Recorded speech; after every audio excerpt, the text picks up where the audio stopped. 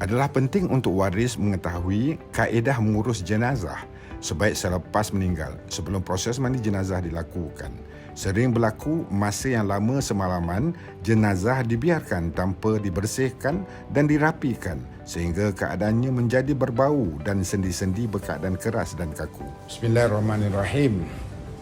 Tadi kita dah ikuti beberapa adegan dan ini misal kata jenazah selepas meninggal, banyak keluarga yang menghadapi jenazah yang meninggal tidak tahu apa yang nak dibuat kepada jenazah.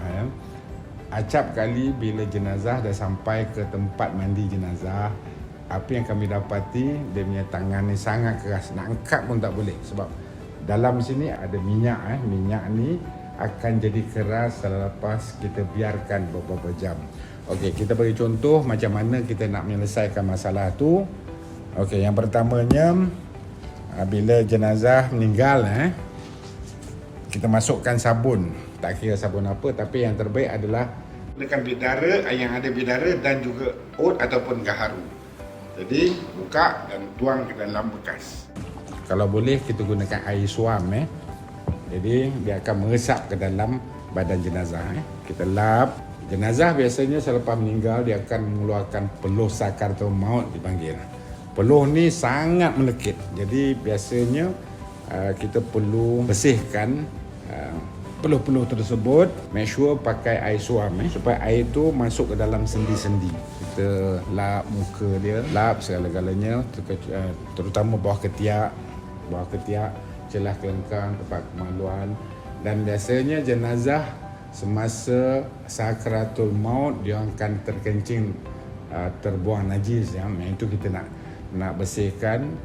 Biarlah kita serahkan jenazah tu kepada masjid dalam keadaan bersih dan kemas. Selepas kita bersihkan semua tu, kita bilas dengan air yang suam. Make sure air tu suam. Bila suam, dia akan masuk ke dalam sendi-sendi kita dan dia akan melancarkan darah ataupun minyak yang berada dalam kita punya sendi. Minyak yang berada dalam sendi ni semasa hayat kita dia berbentuk minyak, tapi selepas meninggal dia akan jadi keras. Semua akan jadi keras. Jadi ada akan kaku. Jadi bila kita gerakkan kita paksa, dia akan meletup punya tahapnya tu. Jadi kita tak mahu itu terjadi. Jadi untuk mengelakkan benda itu terjadi, minyak zaitun tu kita apply ke semua sendi-sendi yang bergerak. Contohnya di bahagian sendi sini. Jadi kita exercisekan benda tu dan juga ke siku dan juga ke bahu. Jadi kita exercisekan tangan jenazah setiap setengah jam atau 1 jam sekali. Exercisekan tu supaya kita tak mau minyak yang berada dalam ni mengeras. Bila mengeras dia akan kaku. Jadi tak boleh gerak. Jadi setiap setengah jam atau 1 jam kita gerakkan benda ni, gerakkan macam ni. Dagu ni dia akan terbuka. Kita tak mau dagu tu terbuka. Jadi kita ikat ni tu. Lebih kurang macam tu supaya bahagian rahang tu tidak terbuka. Tangan kanan atas, tangan kiri bawah. Tapi kalau boleh kita buka setiap setengah jam atau 1 jam kita buka dan kita exercisekan dia punya bahagian siku tu. Kita gerakkan macam ni supaya minyak yang berada di dalam siku tu tidak mengeras. Dan kita ikat macam ni. Ikat yang boleh kita buka. Ikat macam ni sekali dan kita ikat yang berbunga macam ni supaya senang kita buka untuk exercisekan bahagian siku dan pergelangan tangan serta bahagian bahu. Buku ke perut. Tujuannya senang untuk proses penyucian bahagian dubur.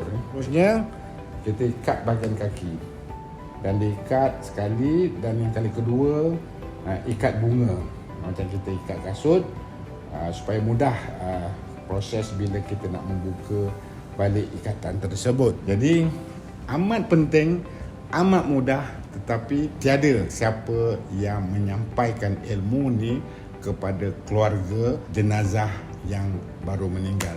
Jadi acap kali daripada 100 jenazah yang kita terima, 100% jenazah tidak diuruskan. Terutama daripada hospital balik pampers tak buka, tak cuci. Jadi bayangkanlah kami orang luar terpaksa kita nak mencuci pampers yang penuh dengan najis. Jadi kalau boleh kita nak serahkan kepada masjid, kita serahkan dalam keadaan yang bersih. Tapi lebih baik pula kalau kita sendiri yang memandikan jenazah. Ibu bapa kita, adik-beradik kita. Sebab itu kita perlu tuntut ilmu ini supaya proses yang digunakan sepanjang pengurusan jenazah kita dengan kasih sayang. Jadi tidak ada perbuatan-perbuatan yang kasar terhadap jenazah. Wabillahi taufiq. Wassalamualaikum warahmatullahi wabarakatuh.